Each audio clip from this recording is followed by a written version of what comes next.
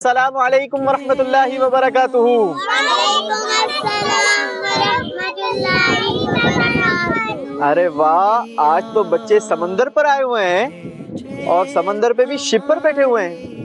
آپ کو پتہ ہے سمندر میں کیا ہوتی ہے؟ ہاں، مچھلیاں ہوتی ہیں۔ اور آج آپ کو میں نے ایک ایسا واقعہ سنانا ہے جس میں مچھلی کا ذکر آیا ہے۔ آپ کو پتہ ہے کہ ایک نبی علیہ الصلوۃ والسلام کو مچھلی نے اپنے پیٹ کے اندر رکھا تھا۔ اس نبی کا نام کیا ہے؟ یونس علیہ السلام۔ ارے واہ بھائی واہ، حضرت یونس علیہ السلام۔ کیا نام ہے؟ حضرت یونس علیہ السلام۔ تو آج انشاءاللہ عز و جل ہم حضرت یونس علیہ السلام کا قصہ سنیں گے۔ حضرت یونس علیہ السلام کی قوم موصل کے شہر نینوا میں رہا کرتی تھی۔ کہاں رہا کرتی تھی؟ نینوا میں رہا کرتی تھی۔ اور یہ بھی کفر و شرک کی برائی میں، آفت میں مبتلا ہو گئے تھے، اور گمراہی اور سرکشی جب ان کی بہت زیادہ بڑھ گئی تو اللہ تبارک و تعالیٰ نے اپنے پیارے نبی حضرت سیدنا یونس علیہ السلام کو ان کی ہدایت کے لیے بھیجا۔ حضرت یونس علیہ السلام نے آ کر آپ کو اللہ کے دین کی دعوت دی، اللہ کے دین کی طرف بلایا، اللہ کی وحدانیت کی طرف راغب کیا۔ لیکن پچھلی قوموں کی طرح ان لوگوں نے بھی آپ کی باتوں کو سنی انسنی کر دیا اور آپ پر ایمان نہیں لائے۔ لیکن یہ لوگ آپ کی باتوں کو سیریس نہیں لیتے تھے اور آپ کی باتوں کا مذاق اڑاتے تھے۔ اب اللہ تبارک و تعالیٰ نے حکم دیا کہ اے یونس، ان لوگوں کو حکم سنا دو کہ اب اگر ان لوگوں نے ایمان قبول نہیں کیا تو ان قریب عذاب آ جائے گا۔ کیا آ جائے گا؟ عذاب آ جائے گا۔ جب حضرت یونس علیہ السلام نے اپنی قوم کو یہ بتایا نا کہ اب اگر تم لوگوں نے ایمان قبول نہیں کیا تو عذاب آ جائے گا، اللہ تعالیٰ تمہاری گرفت کرے گا اور بہت خطرناک ترین عذاب آ جائے گا۔ حضرت یونس علیہ السلام کی بات کو تو سن لیا، لیکن اب تک فی الحال کوئی ریئیکشن نہیں کیا۔ ایک دن گزرا، جب دوسرا دن گزرا نا تو ان لوگوں کو تشویش ہونے لگی۔ تشویش سمجھتے ہیں؟ پریشانی ہونے لگی کہ اب کیا ہوگا؟ ایسا تو نہیں کہ کہیں عذاب واقعی میں آ جائے، کیونکہ آج تک حضرت یونس علیہ السلام نے کبھی جھوٹ تو نہیں بولا۔ ہم نے جب بھی سنا ہے ان کے منہ سے سچ ہی سنا ہے۔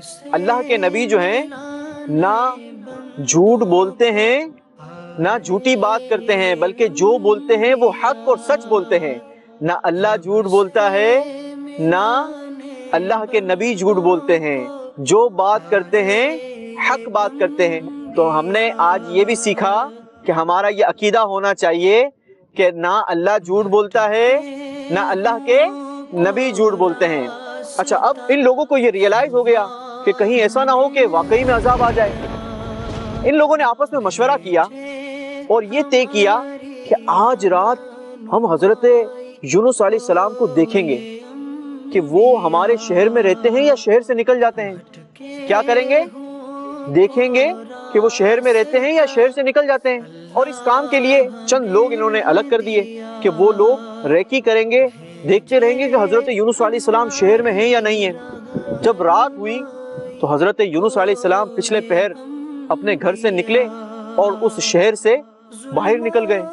اچھا، جب ان لوگوں نے یہ دیکھا کہ اب تو حضرت یونس علیہ السلام بھی شہر سے باہر چلے گئے تو ان کو اور زیادہ خوف آ گیا، اور زیادہ ڈرنے لگے کہ اب تو یقیناً عذاب ہم سب کو گھیر لے گا۔ جب صبح ہوئی تو چاروں طرف سے کالے بادل آنے لگے اور ہر طرف دھواں دھواں دھواں دھواں پھیل گیا۔ ان لوگوں کو بڑا خوف آیا، بڑا ڈر لگا کہ اب تو اللہ کا عذاب آ جائے گا۔ اب ان لوگوں نے کیا کیا کہ یہ لوگ اپنے گھر والوں کو، اپنے بیویوں کو، اپنے بچوں کو لے کر جنگل کی طرف بھاگے۔ کہاں بھاگے؟ جنگل کی طرف بھاگے۔ موٹے موٹے کپڑے پہن لیے اور اللہ تبارک و تعالیٰ کی بارگاہ میں التجا کرنے لگے کہ اے اللہ، تو ہمیں معاف کر دے، ہم سے بھول ہو گئی۔ پتہ ہے ان کی گریہ وزاری کا عالم کیا تھا؟ ان لوگوں نے اپنے آپ کو ڈیوائیڈ کر دیا۔ مرد ایک طرف ہو گئے، عورتیں ایک طرف ہو گئی، بچے ایک طرف ہو گئے، اور ساتھ ساتھ ان لوگوں نے جانور بھی اپنے ساتھ لے لیے تھے۔ اس میں اونٹ بھی تھے، مرغیاں بھی تھی، بکریاں بھی تھی، گائیں بھی تھی، اس طریقے سے جانور بھی اپنے ساتھ لے لیے تھے۔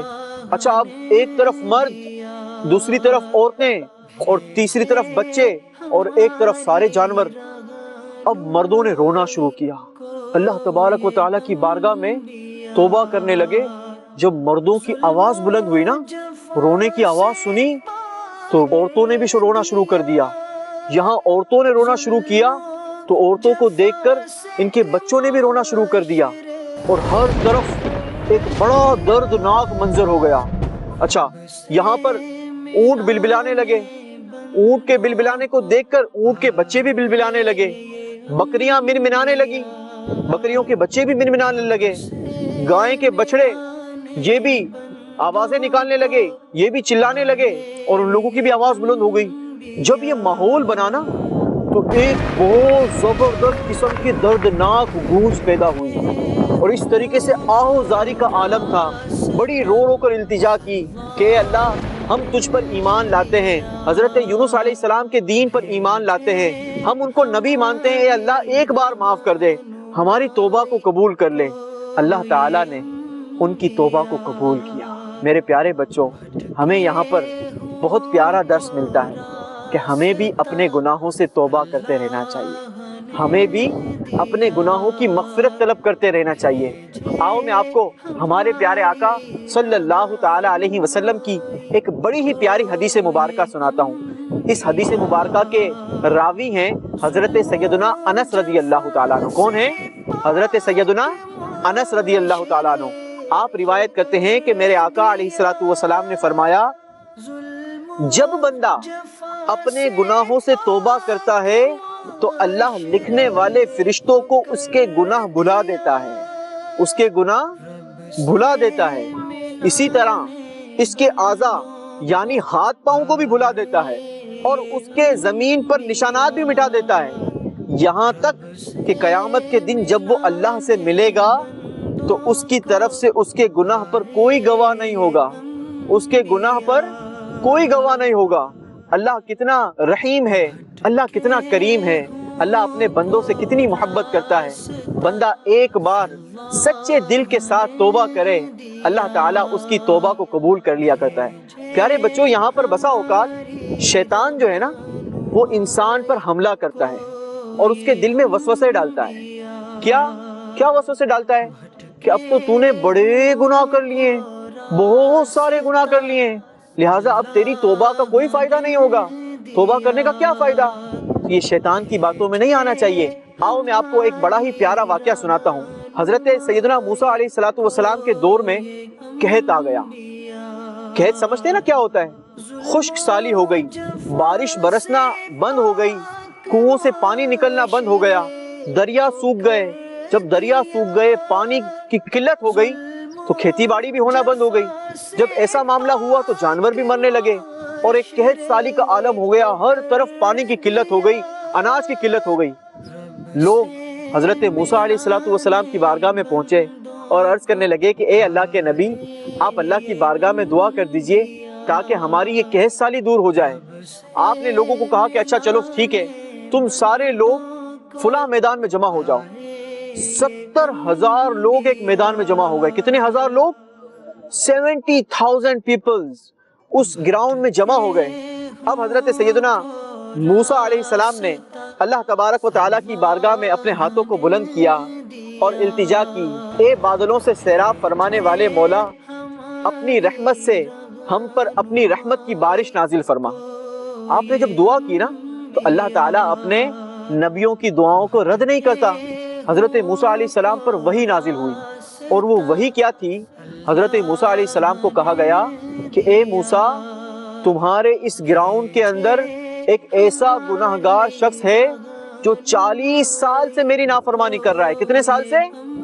40 سال سے میری نافرمانی کر رہا ہے۔ اس بندے کی وجہ سے میں نے تم پر پانی بند کیا ہے، اس بندے کو اس گراؤنڈ سے باہر نکالو، تم پر بارش برسنا شروع ہو جائے گی۔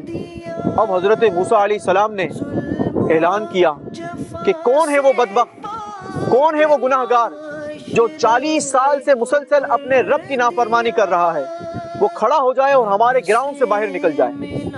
اب جب سب نے سنا، ہر کوئی اپنے اپنے اعمال کا محاسبہ کرنے لگا، ہر کوئی اپنے اپنے اعمال کی فکر کرنے لگا کہ میں بھی اللہ کی نافرمانی کرتا ہوں، لیکن مجھے تو 40 سال نہیں ہوئے، اب تک کوئی بھی شخص نکل کر اس گراؤنڈ سے باہر نہیں گیا۔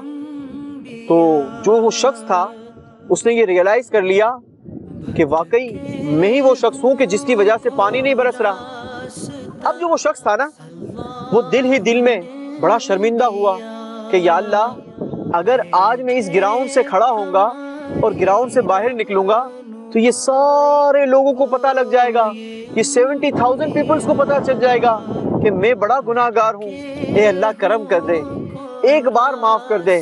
اے اللہ مجھ گناہ گار کے عیبوں پر آج تک پردہ ڈالی رکھا، اے اللہ آج بھی کرم کر دے، آج میرے عیب کو چھپا لے۔ اے اللہ میں سچے دل سے توبہ کرتا ہوں، اب تیری نافرمانی نہیں کروں گا۔ وہ دل ہی دل میں یہ بات کر رہا تھا، دل ہی دل میں اپنے رب کو پکار رہا تھا، دل ہی دل میں اپنے رب سے التجا کر رہا تھا، اے اللہ اب کبھی گناہ نہیں کروں گا، ایک بار معاف کر دے۔ ابھی اپنے رب سے فریاد اس کی جاری تھی کہ اس گراؤنڈ کے اوپر بادل آنا شروع ہو گئے، اس شہر کے اوپر، اس علاقے کے اوپر بادل آنا شروع ہو گئے اور چھما چھم بارش برسنا شروع ہو گئی۔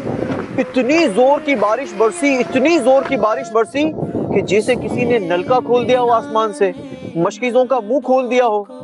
اب جناب حضرت موسیٰ علیہ السلام نے اللہ کی بارگاہ میں التجا کی کہ اے مالک، اب تک کوئی شخص نکل کر باہر نہیں گیا، تو اے اللہ یہ ماجرا کیا ہے، بارش کیسے برسی؟ اللہ تعالیٰ نے حضرت موسیٰ علیہ السلام پر وحی نازل فرمائی کہ اے موسیٰ، جس کی وجہ سے روک رکھا تھا اسی کی وجہ سے بارش عطا کی ہے۔ حضرت موسیٰ علیہ السلام کو یہ بتایا گیا کہ جس کی وجہ سے یہ بارش روکی گئی تھی، پانی روکا گیا تھا، اسی کی وجہ سے بارش برسائی گئی ہے۔ اب جناب حضرت موسیٰ علیہ السلام نے اللہ کی بارگاہ میں التجا کی کہ اے اللہ مجھے تو بتا کہ وہ شخص کون ہے۔ پیارے بچوں پتہ ہے اللہ تعالیٰ نے حضرت موسیٰ علیہ السلام پر کیا وحی نازل فرمائی؟ اللہ تبارک و تعالیٰ نے ارشاد فرمایا، اے موسیٰ، جب وہ میرا بندہ میرا نافرمان تھا اس وقت میں نے دنیا پر اس کے عیبوں کو ظاہر نہیں کیا، تو اب تو اس نے میری بارگاہ میں توبہ کر لی ہے، اب تو اس سے میری دوستی ہو گئی ہے، اب تو اس کا رابطہ میرے ساتھ ہو گیا ہے۔ اے موسیٰ، جب میں نے اس وقت اس کے گناہوں کو چھپائے رکھا تھا تو اب کیسے میں اس کے گناہوں کو فاش کر سکتا ہوں؟ تو پیارے بچوں، ہمیں سیکھنے کو یہ ملا کہ بیٹا ہمیں اللہ تبارک و تعالیٰ کی بارگاہ میں توبہ کرتی رہنا چاہیے۔ بہرحال اب وہ عذاب ٹل گیا۔ حضرت یونس علیہ السلام جو کہ اس شہر کے قریب میں موجود تھے، آپ نے جب یہ دیکھا کہ عذاب تو نازل نہیں ہوا تو آپ ساحل کی طرف گئے اور وہاں سے ایک کشتی میں سوار ہو گئے، ایک کشتی میں سوار ہو گئے، اور جب کشتی بیچ دریا میں پہنچی نا تو ایک طوفان آیا اور کشتی ہچکولے کھانے لگی۔ ابھی بھی یہ کشتی ہل رہی ہے نا، وہ بہت زور زور سے ہلنے لگی۔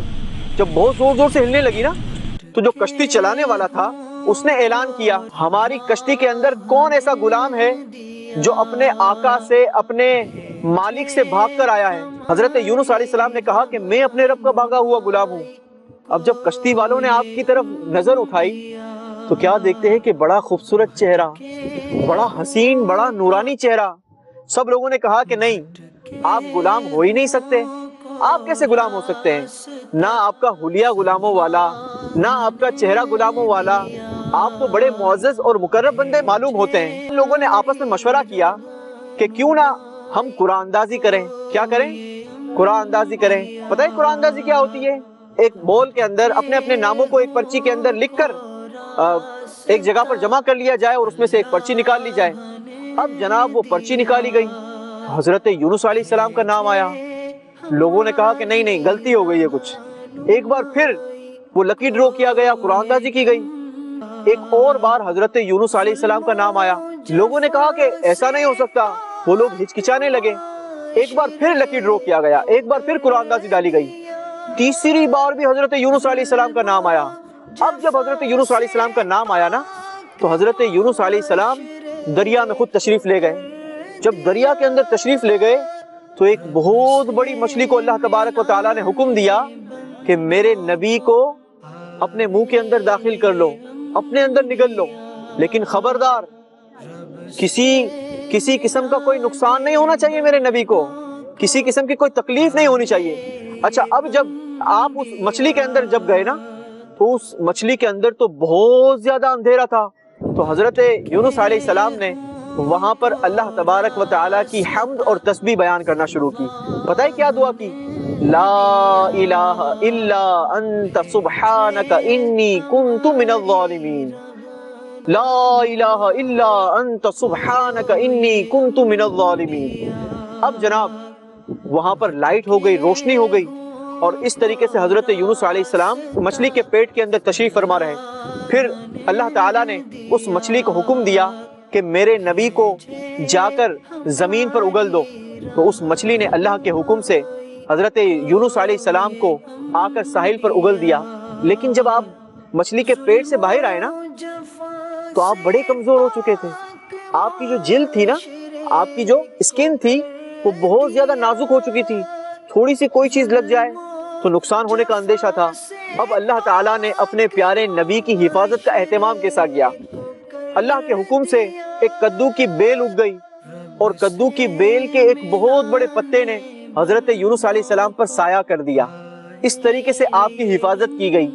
آپ اس کدو کو تناول فرماتے اور ایک بکری کو یا ایک ہرنی کو حکم دیا کہ میرے نبی کو دودھ پلایا کرو۔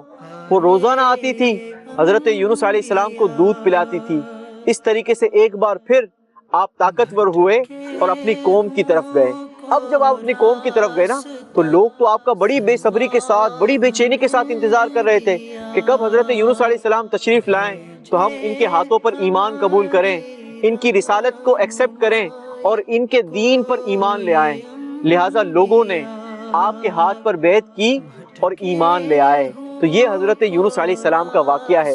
میرے پیارے بچوں، ہمیں اس واقعے سے کیا سیکھنے کو ملتا ہے کہ ہمیں اللہ تعالیٰ کی بارگاہ میں ہر وقت استغفار کرتے رہنا چاہیے، ہر وقت توبہ کرتے رہنا چاہیے۔ پیارے آقا علیہ الصلوۃ والسلام ارشاد فرماتے ہیں، اے لوگو اللہ تعالیٰ سے توبہ کرو، بے شک میں بھی دن میں 100 مرتبہ استغفار کرتا ہوں۔